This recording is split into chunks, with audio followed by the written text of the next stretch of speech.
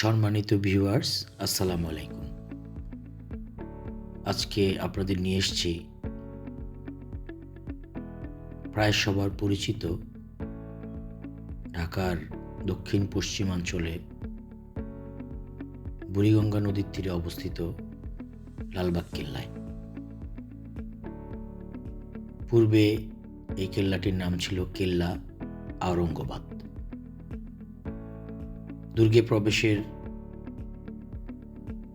শুরুতে ঠিক মাঝামাঝি জায়গায় হাতের ডান পাশে যে স্থাপনা দেখতে পাচ্ছি, এটি একটি মসজিদ।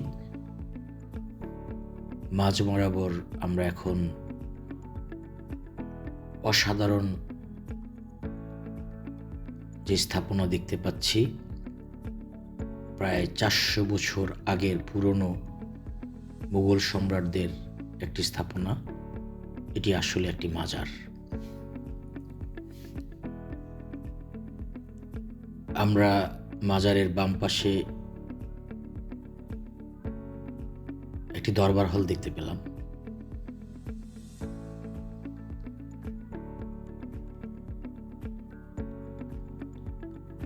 এই দরবার হলটিতে সম্রাট শায়েস্তা খাঁ তার দরবার কার্য পরিচালনা করতেন এবং এখানেই বসবাস করতেন।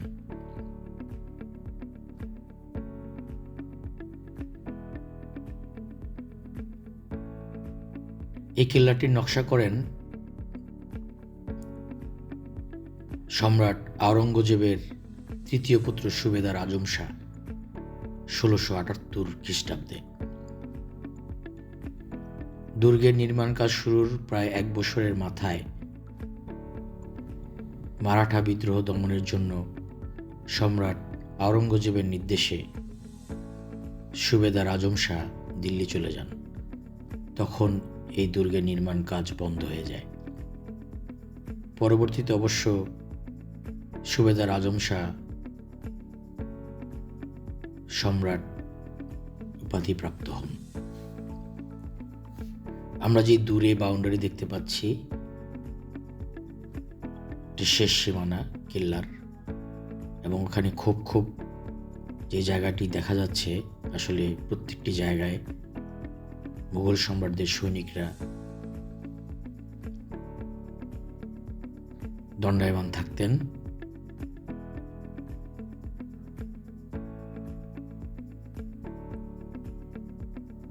সেই সময়ের এত সুন্দর নকশা এবং ডিজাইন সম্বলিত যে স্থাপনা, তা মুঘল সম্রাটদের রুচিবোধের পরিচয় বহন করে।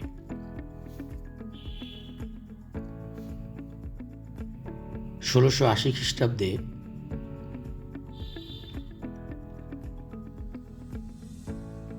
সুবেদার আজম শাহর উত্তরসূরি হিসেবে সম্রাট শায়েস্তা খাঁ পুনরায় এই দুর্গের নির্মাণ কাজ শুরু করেন।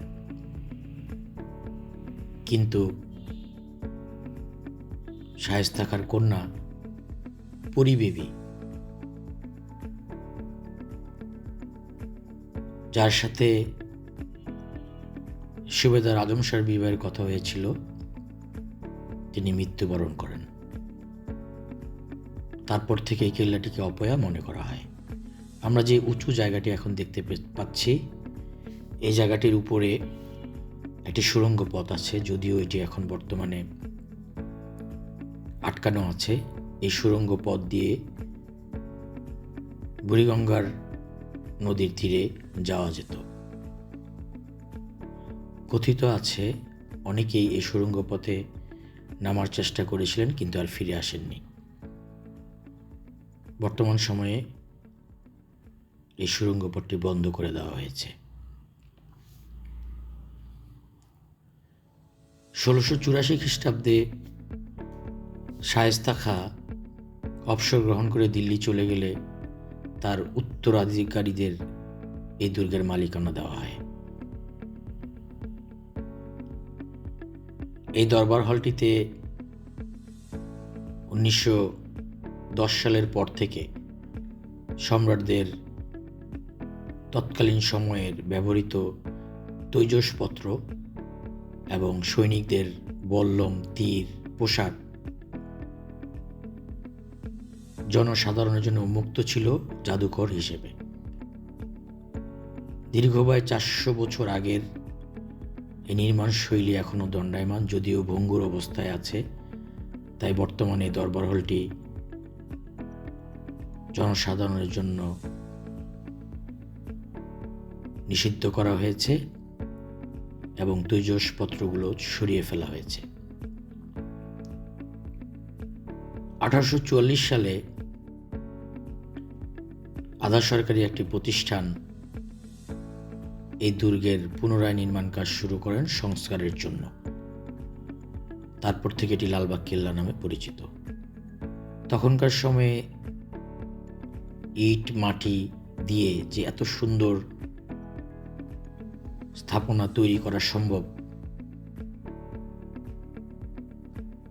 তা নিজের চোখে না দেখলে আসলে বিশ্বাস করা যায় না।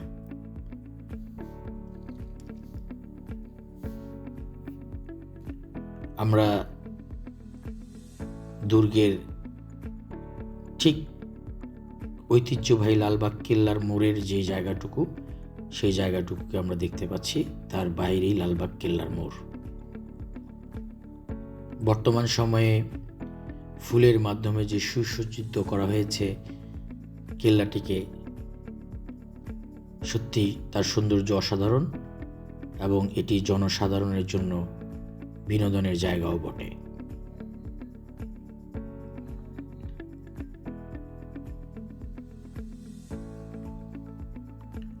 আমরা আপনাদেরকে লালবাগ কেল্লার ভিতরের পুরোটা অংশ দেখানোর চেষ্টা করছি এবং এটি প্রশস্ত জায়গা জুড়ে নির্মিত। 1910-এর পরে এই স্থাপনা প্রত্নতান্ত্রিক এর অধীনে চলে যায়। আমরা যে জায়গাটি দেখতে পাচ্ছি এটি আসলে একটি পুকুর। ঠিক দরবার হলের পিছনের অংশ এটি। বর্তমান সময়ে পুকুরে পানি নেই, কথিত আছে সেই সময়ে এই পুকুর থেকে দরবার হল পর্যন্ত এত সুন্দরভাবে নিখুঁতভাবে কাজ করা হয়েছিল যে দরবার হলে বসেই সম্রাট এই পুকুরের পানি ব্যবহার করতে পারতেন।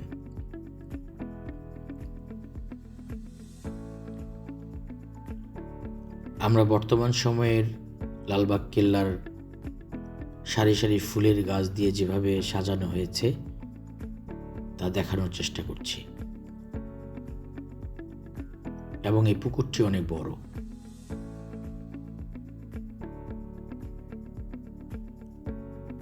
আসলে আমরা যারা এখানে এসেছি তারা এর সৌন্দর্য জানি, আর যারা এখনো এখানে আসতে পারিনি তারা অবশ্যই আসার চেষ্টা করবেন। আমরা যে বিল্ডিংগুলো দেখতে পাচ্ছি কেল্লার বাইরের বিল্ডিং, এটি লালবাগ কেল্লার অবস্থিত, যেটা ঐতিহ্যবাহী কেল্লার মোড় নামে পরিচিত।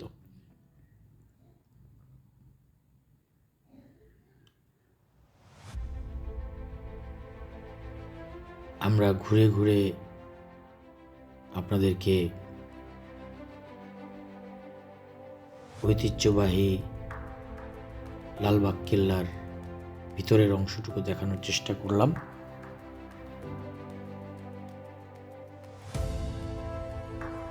আপনারা যারা সুযোগ পাবেন অবশ্যই একবার ঘুরে যাবেন।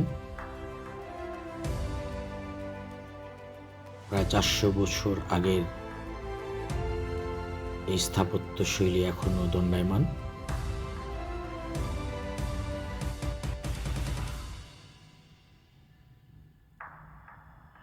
আমরা কেল্লার সৌন্দর্য দেখতে পেলাম।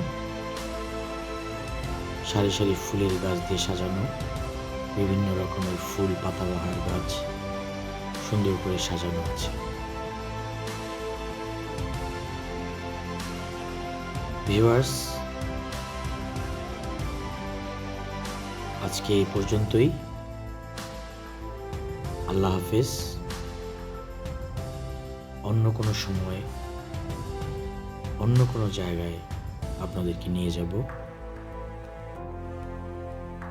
ততদিন পর্যন্ত চ্যানেলটি সাবস্ক্রাইব করে আমাদের পাশেই থাকুন। আল্লাহ হাফেজ।